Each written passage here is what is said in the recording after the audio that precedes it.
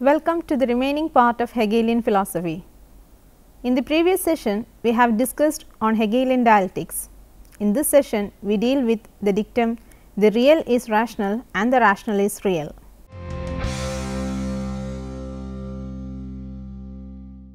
For Hegel, the absolute is the logical foundation of all that exists. The absolute is the absolute reason of the whole world. Understood thus, one can quote from Hegel's philosophy of right and law. The rational is actual or real, and the actual or real is rational. To put it in simple terms, it means that the whole universe consists of ideas which are interrelated in a coherent rational system. In other words, the whole world is really a system of categories interrelated dialectically in such a way that the absolute is the reason of being and all other categories. In Hegel's view, being is a rational process, a process that has meaning and must be thought. It is not an irrational flux, an unorganized, absolutely meaningless happening, but an orderly evolution, a progress. By its fruits we shall know it. Reality then is a process of logical evolution. It is a spiritual process, and we can understand it only in so far as we experience such a process within ourselves. Thinking evolves or develops rationally. It moves logically or dialectically. In this sense, it is universally transempirical, as Hegel calls it metaphysical. For Hegel, logic is a fundamental science, since it reproduces the divine thought process as it is in itself. Dialectical thought expresses the innermost essence of the universal mind. In such thinking, the universal mind knows itself as it is. Here, thought and being, subject and object, form and content are one. The forms or categories of thought which logic evolves are identical with the forms of reality. They have both ontological and logical value. Reason is the same everywhere, and everywhere the divine reason is at work. The universe, in so far as it is real and eternal, is the expression of the thought of God. Hence, it makes no difference where we begin. Whether we begin with logic and study the dialectical process in ourselves or with metaphysics and investigate dialectic in the universe, we shall always reach the same result. The categories of Hegel. Before going into a detailed exposition of how the real is, the rational in Hegel's philosophical understanding, it is better to have an understanding of the categories at first.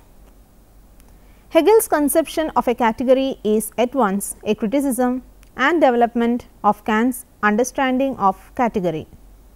The Kantian category is a form of possible experience, a valid rule which every cognitive act of a finite thinker must actualize. The phenomenal world of which this category is all pervasive has its being only as an object, which in respect of its form is constituted by the mind. Accordingly, the notion of a finite mind, essentially self-transcending in all its activities, is not dreamt of in his philosophy. Hegel, on the other hand, finds in the commonest experience of self-consciousness a clear revelation of self-transcendence. Moreover, he does not hesitate to seize its implication. The finite individual mind can only be self-transcending if universal mind is immanent in it. Only if its activity is that in which spirit does and must express itself. Hence, for Hegel, thought is intuitive as well as discursive, not form without content of its own, but concrete universal. Therefore, an Hegelian category is not a mere necessary rule for experience, not a subjective form merely valid, because we must impose it. If our minds in a measure constitute their object, it is so only because they are constituted by the activity of universal spirit in them. Therefore, a category is valid for any finite thinker's possible experience only because it is a self definition of spirit. Kant restricted knowledge to knowledge through the categories of the phenomenal world, and thus he cannot deduce his categories philosophically. On Hegel's view, the categories are bound together as phases in a single activity which transcends finite thinking, although it is immanent in it and constitutive of it. Hegel's categories as set forth in his logic have no reference to space and time, which belong to the sphere of nature. In this sense, Hegel's categories are all pure categories. On the other hand, for Hegel, thought does not lack the moment of intuition. He finds in Kant's schematized categories, when they are stripped of temporal reference, phases of thought which carry further and develop Kant's pure categories. For example, cause and effect is a principle involving necessary succession in time, but Hegel considers that even as a pure category, it is more than ground and consequent. It is a certain sort of productivity which the thought of ground and consequent merely prefigures. The categories are the pure thought which is almost wholly latent in empirical experience and still largely latent in the forms of nature and concrete spirit. Elements, though these are within the content of philosophic thinking. The categories are the explicit definitions of the absolute, which the philosopher can claim to elicit only because absolute spirit is immanent in his thinking. Dialectical logic. When philosophic thought finds its fullest expression in the developing series of logical categories, it must fully realize the ideal to which the understanding in its inference approximates. Consequently, neither the positing of an affirmative category without its opposing negative, nor the mere opposition of the affirmative and negative categories will reflect the nature of philosophic thinking. One affirmative category by itself has nothing to offer, but the mere symbol immediacy, which is the focus of sense, affirmative and negative categories in mere opposition would show only the sheer mediation, the differentiation of immediacy, in which judgment, in so far as it is not inference, consists. Nothing less than explicit synthesis of opposites differentiated out of immediacy only, that is, inference in its fully genuine form as a conclusion containing and realizing its premises can express at all the indivisible activity of dialectical reason which philosophic thinking is. The categories are not a discrete series, but fall into triadic groups, each consisting of what Hegel calls thesis, antithesis and synthesis. To criticize a single category by itself is to attempt to retain in philosophic reasoning the form of sense. Even to consider a pair of opposed categories in abstraction from their synthesis is to remain in servitude to the understanding.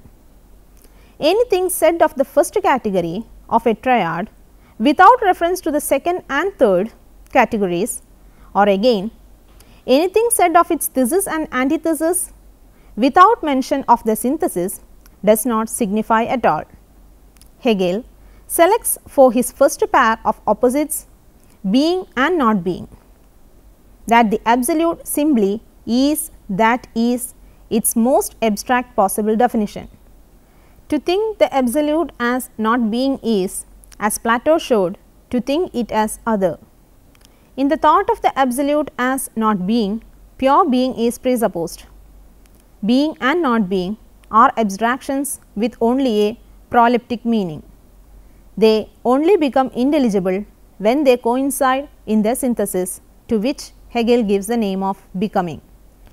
If we conceive the absolute as that which preserves its self-sameness in and as an endless coming to be perishing of finite things, and next divest that of all particular finite content, then what remains as a residue of pure thought will be what Hegel means by becoming as a self-definition of the absolute.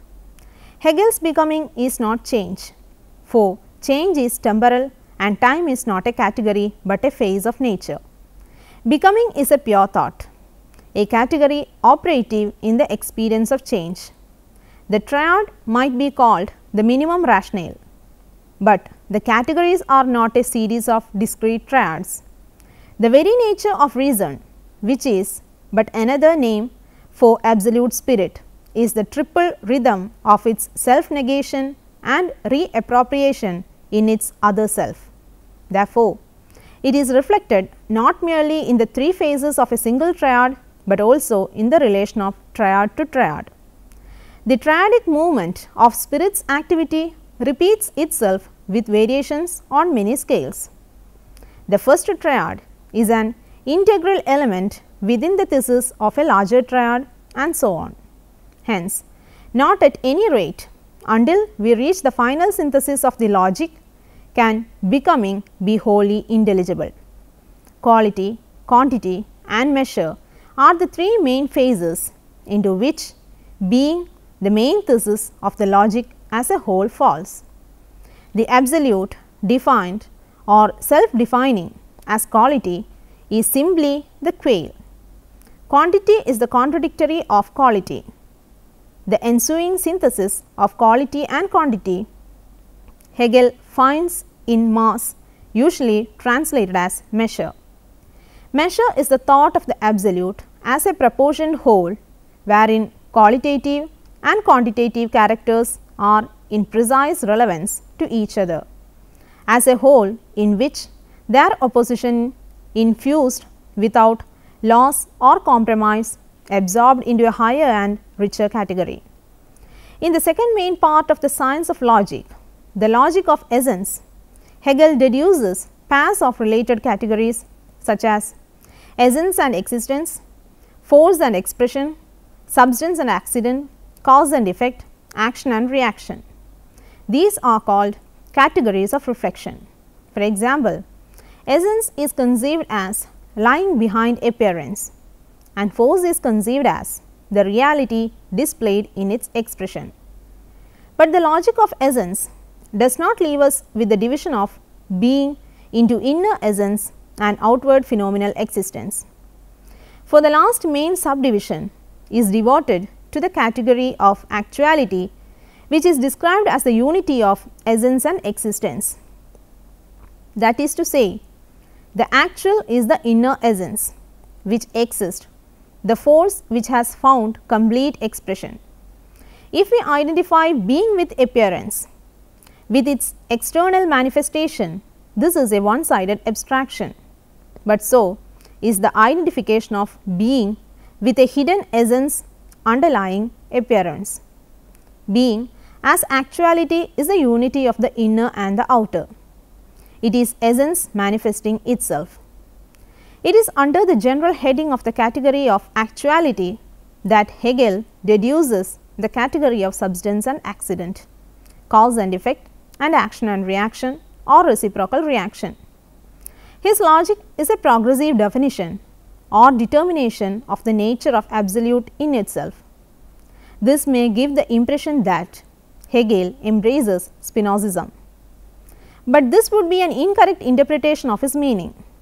The deduction of the categories of substance and cause is not intended to imply that there can be no such thing as finite cause. For the absolute, as actuality is essence manifesting itself, and the manifestation is the universe as we know it. The absolute is the one, but it is also many. It is identity in difference. From the logic of essence, Hegel passes to the logic of concept. In the logic of being, each category is at first sight independent. In the logic of essence, we are concerned with related categories. We are thus in the sphere of mediation. A being is said to be self-mediating when it is conceived as passing into its opposite and yet remaining identical with itself. This Hegel calls notion. The logic of notion has three main subdivisions: subjectivity, objectivity and idea. The dialectical movement expressed in terms of a subject-predicate logic runs as follows. Predicate, the minimal positive character of the absolute, and the precisely opposite character is seen at once to be a no less true definition of it. But the absolute is characterized yet more concretely by the synthesis of these positive and negative predicates. This synthesis is again positive, but with a positivity enriched by negation in as much as it contains the original positive character within itself. Hegel sometimes expresses this by calling the movement of thought to synthesis negation of negation, that is not a mere cancellation restoring the original affirmation, but a development to a fresh and genuinely determinate positive. The dialectic must develop triadically until a fully concrete synthesis is reached, in which the opposition of positive and negative is completely reconciled. That is, until a definition is reached which is no longer inadequate and which does not beget its own opposite. Such a definition may be a fully concrete positivity overcoming and making negation its very own. In fact, it will be the absolute self defining as the activity of thought which has its own concrete thinking for its thought. The philosophy of nature and the philosophy of mind. Hegel conceives not merely the categories, but also the forms of nature and concrete spirit as phases of a dialectical movement. In fact, the two fields of metaphysics or applied logic for Hegel are: 1. The philosophy of nature, and 2. The philosophy of mind. Mind or spirit passes through stages of evolution, revealing itself as subjective mind, objective mind and absolute mind. The idea or universal reason becomes soul in the animal organism. It embodies itself, creates a body for itself and becomes a particular individual soul. The soul, which has an organic body for itself, becomes conscious of itself. Consciousness is an evolution from the very principle of which the body is also an expression. The function of consciousness is knowing. It rises from a purely objective stage to a stage in which reason is conceived as the innermost essence of both self-consciousness and objective reality. Mind or spirit, in the highest sense, unites both functions. Knowledge in the highest form is the pure thinking of conceptual reason. Reason evolves or unfolds concepts, that is, conceives by pure thought the self-development of concepts. In the development of pure thought, theoretical intelligence reflects upon itself, knows itself. It becomes reason by recognizing and acknowledging its own rationality. The dialectical advance of the world spirit.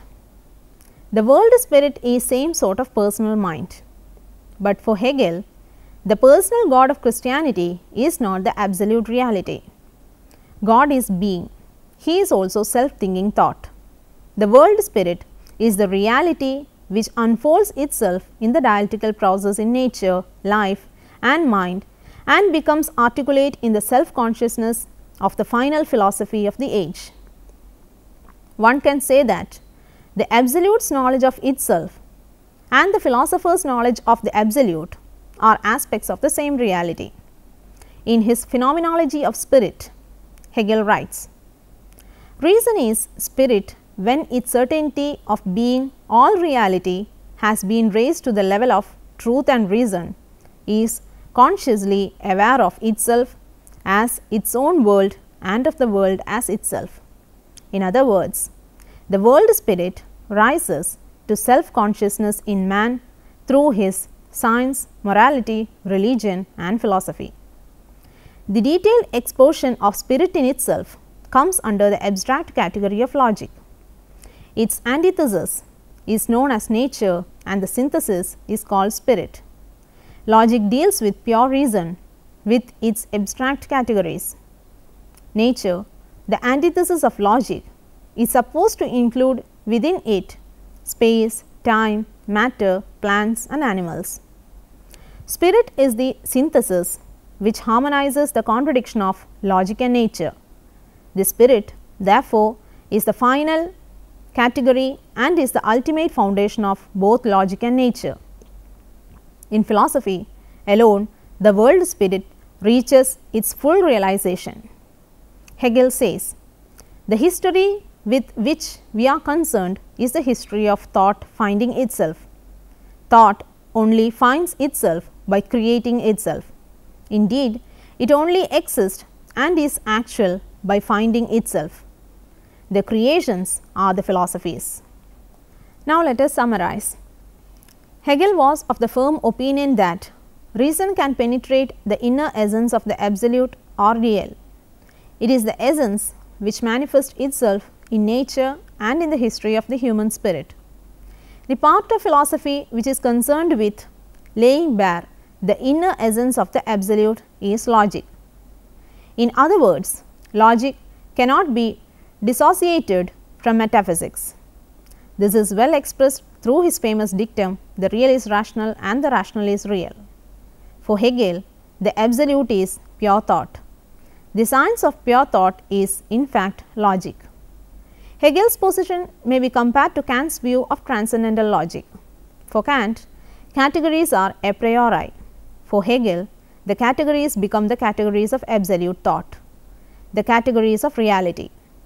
Thus, logic which studies them becomes metaphysics. It discloses the essence or nature of the absolute thought which manifests itself in nature and history. Being, not being and becoming form the first triad of Hegel's logic. The three main classes of categories in logic include those of quality, quantity and measure. The two fields of metaphysics or applied logic for Hegel are 1. The philosophy of nature, 2. The philosophy of mind. Mind or spirit passes through stages of evolution, revealing itself as subjective mind, objective mind and absolute mind. Finally, it can be said that the world spirit unfolds itself in the dialectical process in nature, life and mind and becomes articulate in the self-consciousness of the final philosophy of the age. Thus, in Hegel's view, being is a rational process, a process that has meaning and must be thought. In other words, the whole world is a system of categories interrelated in such a way that the absolute or real is the reason of being, that is, the real is rational and the rational is real. There are few assignments for you to work out. 1. Critically examine whether logic is a science of pure thought. 2. Compare and contrast between Kantian and Hegelian logical categories. 3. Can one be a logician who does not believe in metaphysics?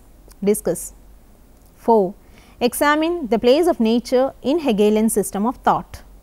5. Bring out the inconsistencies in Hegelian logic. I can suggest some books also for your further reference. 1. Copleston Frederick S.J. A History of Philosophy, Book 2, New York Image Books, 1965.